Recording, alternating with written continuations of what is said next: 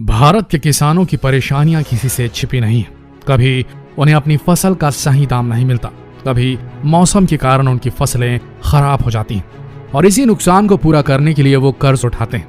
लेकिन जब कर्ज नहीं चुका पाते तो मजबूरन वो आत्महत्या करने की स्थिति में पहुंच जाते हैं। लेकिन सालों से किसानों की इन परेशानियों को जानते बूझते भी किसी भी सरकार ने खत्म नहीं किया, बल्कि उनकी और परेशानियां बढ़ने वाली है। भारतीय सरकार ने किसानों के लिए ऐसा कानून ला दिया है जिसकी वजह से उनका अब जीना शायद दुभर हो सकता है अगर चीजों को सही से नहीं किया गया।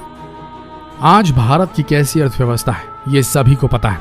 सिर्फ किसान ही हैं जिन्होंने अर्थव्यवस्था की नींव को थामे रखा है। लेकिन सरकारों के इस फैसले से लगता है कि सरकार इस नींव को भी तबाह करना चाहती है। सरकार ने भारत में कॉन्ट्रैक्ट फार्मिंग को अब कानून बना डाला है। कॉन्ट्रैक्ट फार्मिंग को हिंदी में अनुबंध खेती, संविदा खेती, कॉन्ट्रैक्ट खेती भी कहा जाता है, जिसका मतलब है कि किसान अपनी जमीन पर खेती तो करता है लेकिन अपने लिए नहीं बल्कि किसी और के लिए। अनुबंध पर खेती में किसान को पैसा नहीं खर्चा करना पड़ता। इसमें कोई कंपनी या फिर कोई व्यक्ति किसान के साथ अनुबंध करता है कि किसान द्वारा उगाई गई फसल को एक निश्चित समय पर तय दाम पर खरीदेगा।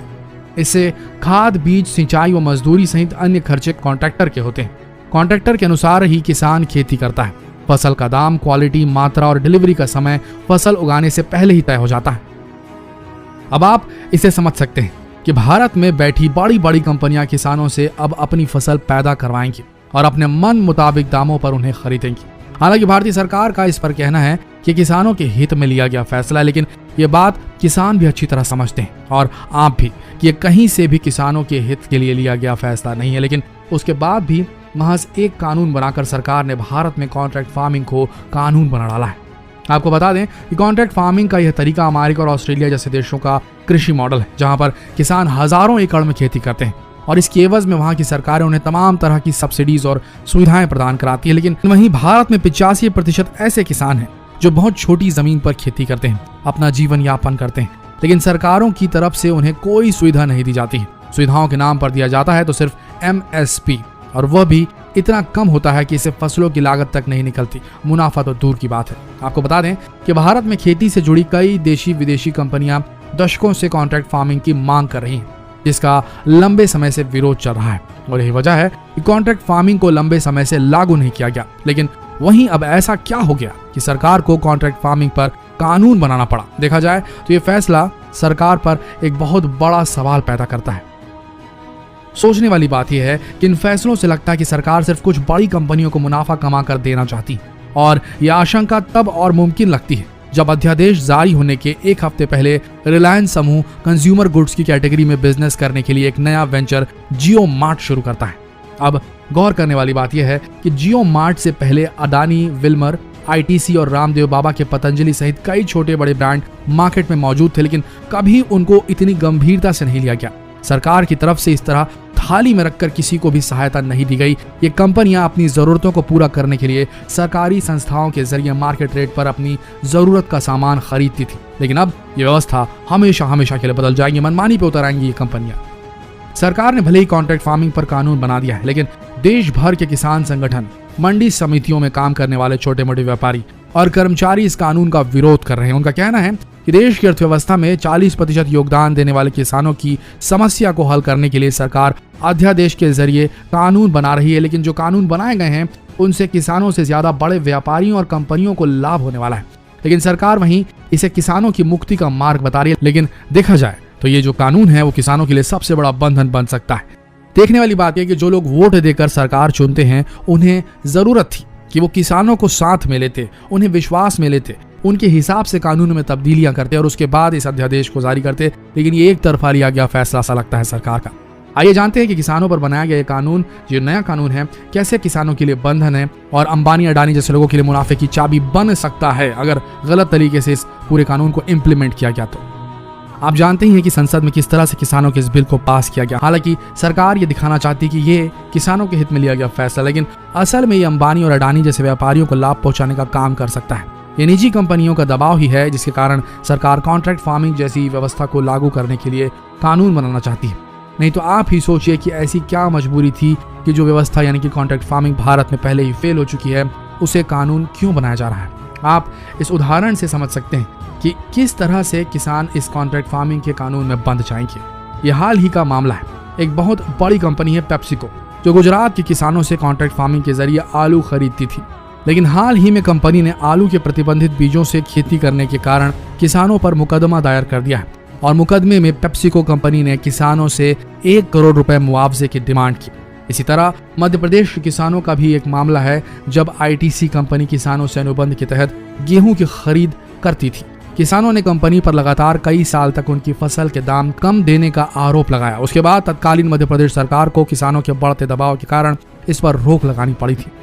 आपको बता दें कि सिर्फ यही कारण नहीं है कि किसान कॉन्ट्रैक्ट फार्मिंग से दूर भाग रहे हैं, बल्कि इसमें कई कानूनी अड़चने भी हैं। मान लीजिए अगर कोई विवाद पैदा हो जाता है तो विवाद होने पर किसान सिर्फ एसडीएम के पास ही जा सकता है, जबकि कॉन्ट्रैक्ट फार्मिंग से पहले वह कोर्ट में भी अपनी गुहार लगा सकता था। लेकिन कॉन्ट्रैक्ट फार्मिंग के बाद उनकी ये पहुंच एसडीएम तक ही रह जाएगी। देखा जाए तो ये कानून पूरी तरीके से किसानों को बांधने का काम करेगा और कंपनियों को खुली छूट मिल जाएगी। भारत में हर किसान अपनी फसलों को मंडी में बेचता है, जिसमें एमएसपी मिनिमम सेलिंग प्राइस निर्धारित होता है। लेकिन जब कॉन्ट्रैक्ट फार्मिंग को कानून बना दिया जाएगा तो मंडी व्यवस्था ऑलमोस्ट समाप्त हो जाएगी और उसके बाद धीरे धीरे एमएसपी भी शायद खत्म हो जाए। हालांकि सरकार कह रही है कि कभी नहीं होगा, लेकिन जरा गौर फरमाइए इन फैक्ट्स पर। देखिए, बात यह है कि मंडी के बराबर कोई दूसरी व्यवस्था बनाए बगैर मंडियों को सरपास किया गया, उन्हें पास किया गया, तो स्थिति बहुत खराब हो सकती है। अगर कोई प्राइवेट प्लेयर इस क्षेत्र में उतर रहा है तो उसके लिए भी एमएसपी की व्यवस्था होनी चाहिए। उदाहरण के रूप में अगर गेहूं के लिए 1925 रुपए प्रति क्विंटल की व्यवस्था मंडी के लिए की जाए तो वही व्यवस्था निजी कंपनियों के लिए भी होनी चाहिए। देखिए, अगर ऐसा नहीं हुआ तो मंडी में तो एमएसपी मिलती थी किसानों को, अगर मंडी से खरीदने की बजाय जो प्राइवेट प्लेयर्स हैं वो सीधे किसानों तक पहुंचेंगे तो क्या वो ये रकम देंगे? अगर वो ये रकम नहीं देंगे या कोई किसान इससे कम रकम में तैयार हो जाता है तो बाकी किसानों का क्या होगा? क्या रेट गिर नहीं जाएगा? ऐसे में नुकसान किसका होगा? किसानों का होगा। मंडी में कम से कम सरकारी जो मापदंड हैं वो माने तो जाते हैं, लेकिन प्राइवेट प्लेयर जब इसमें उतरेंगे तो ये दाम जो खरीदी का है वो कम हो सकता है। आगे बढ़ते हैं। आप जानते हैं कि हमारी आज की सरकार ऐसे कई फैसले ले चुकी है जो कहीं से भी जनमानस के हित में नहीं, लेकिन वहीं अगर हमारे किसान, हमारे अन्नदाता के लिए जो भी फैसले लिए गए हैं, अगर वो उनसे पूछ कर लिए जाते तो ज्यादा बेहतर होता। एमएसपी की बात करें तो देश में सिर्फ 23 फसलों पर ही एमएसपी है, और अगर इस कानून के साथ साथ एमएसपी का प्रावधान निजी कंपनियों के लिए भी किया गया होता तो इससे देश के सभी राज्यों के किसानों को फायदा पहुंचता और आगे उनके शोषण होने की आशंका भी कम होती। वहीं किसान चाहते हैं कि उनका मंडी सिस्टम समाप्त ना हो और उन्हें यही डर सता रहा है कि इस कानून के आने के बाद मंडी सिस्टम समाप्त हो जाएगा। उनका कहना है कि 1 साल निजी कंपनियां अच्छे दामों में उनकी फसल खरीदेंगी और उसके बाद जब मंडियां बंद हो जाएंगी तो कॉर्पोरेट कंपनियां मनमाने दामों पर फसल खरीदने लगेंगी और अनुबंध के कारण उन्हें मजबूरन उन्हें बेचना ही पड़ेगा। किसान बिहार राज्य का हवाला देते हुए कहते हैं कि यहाँ मंडी सिस्टम समाप्त होने के बाद किसानों की हालत बहुत खराब हो गई है और उनसे मनमाने दामों पर फसल खरीदी जा रही है। सरकार अगर किसानों की हितैषी है तो वहां किसानों से सीधे फसल लेकर निजी कंपनियों को क्यों नहीं बेचती? ये बड़ा सवाल है। बिहार में 2006 में एमएसपी एक्ट को खत्म कर दिया गया था। इससे अनुमान लगाया गया था कि किसानों को राज्य में अपनी फसल अपने मनपसंद दामों में बेचने में मदद मिलेगी, लेकिन अगर किसानों को लेकर बाजार की हालत ठीक होती तो अभी तक बिहार के हालात क्यों नहीं सुधरे? वहां पर प्राइवेट मंडियां, निवेश आदि की बात कही गई थी, लेकिन हर साल वहां के किसान अपनी फसल लाकर पंजाब, हरियाणा क्यों बेच रहे हैं? अगर ऐसी व्यवस्था है तो सबसे बड़ा सवाल ये उठता है, भले सरकार ये कह ले कि एमएसपी और मंडी कभी खत्म नहीं होंगे, लेकिन सवाल ये उठता है कि एमएसपी या मंडी खत्म हो जाएंगी इस एक्ट के आने से। आइए संभावनाओं को परखते हैं। देखा जाए तो अगर बड़े खरीदार मंडी से सामान नहीं खरीदेंगे तो मंडी से टैक्स नहीं आएगा और सरकार की कमाई नहीं होगी, और तब जब कमाई नहीं होगी तो मंडियों का रखरखाव बंद हो जाएगा। और शायद प्राइवेट सेक्टर भी यही चाहता है, क्योंकि मंडियों के समाप्त होने से प्राइवेट कंपनियों की पकड़ और मजबूत हो जाएगी और यही डर किसानों को सता रहा है, क्योंकि अगर मंडियां समाप्त हो गई तो एमएसपी भी समाप्त हो जाएगा। देखा जाए तो हमारे देश अमेरिका नहीं है, हमारा देश एक संघर्षशील देश रहा है। हमारे यहाँ के किसान बड़ी बड़ी जमीनों पर खेती नहीं करते हैं और इसीलिए भारतीय किसानों के लिए एमएसपी बहुत जरूरी है। भारत में किसानों की हालत किसी से छिपी नहीं है। वे बेहद मुश्किल परिस्थितियों में खेती करते हैं और फिर उनको सही मूल्य भी नहीं मिल पाता। भारत में 86% जो किसान हैं वो बहुत कम जमीन पे खेती करते हैं। ये किसान वो हैं जिनके पास 2 हेक्टेयर से भी कम जमीन है। अब आप ही सोचिए, प्राइवेट प्लेयर्स को कृषि क्षेत्र में लाने की योजना अमेरिका, यूरोप में फेल हो चुकी, जान लीजिए, समझ लीजिए इस बात को। तो भारत में ये कैसे सफल हो सकती है, जबकि भारत के किसान अभी संकट में, और इस संकट से उबरने के लिए यहाँ की सरकार उन्हें सब्सिडी नहीं दे रही है जैसा कि फॉरेन में होता है। ये सुविधा भारत में नहीं है। इस कानून के हितैषी जो बड़ी बड़ी कंपनियां हैं, जो बड़े बड़े प्राइवेट प्लेयर्स हैं, वो कह रहे हैं कि इससे किसानों को जो सरकारी एमएसपी है उससे ज्यादा पैसा मिलेगा। लेकिन सरकार इस पर कानून क्यों नहीं बना देती कि एमएसपी निर्धारण हो, प्राइवेट प्लेयर्स के लिए भी, प्राइवेट कंपनियों के लिए भी एमएसपी का निर्धारण हो, तब ये कानून वाकई में किसानों के हित में आ जाएगा। अगर एमएसपी को कानूनी जामा पहना दिया जाए तो जाहिर है इससे किसानों की खुशी का ठिकाना नहीं रहेगा।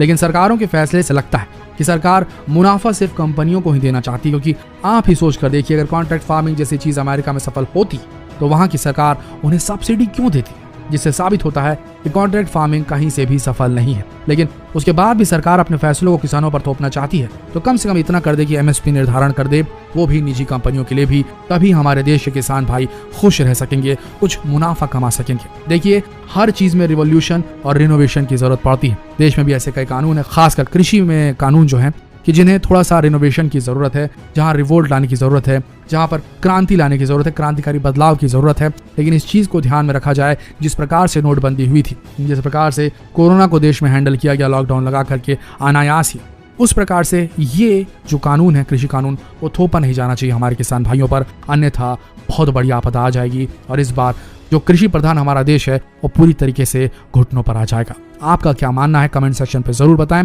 और जितना हो सके इस वीडियो को शेयर करें ताकि किसान भाई भी जागरूक हो सकें और सरकार तक भी ये बात पहुंचे, किसी तरीके से एमएसपी निजी प्राइवेट कंपनियों के लिए भी तय हो। इससे हमारे किसान भाई सुरक्षित होंगे, उनका मुनाफा सुरक्षित होगा और तब देश आगे बढ़ेगा। जितना हो सके इस संदेश को फैलाइए ताकि वहां तक पहुंच सके जहां इसकी जरूरत है। धन्यवाद।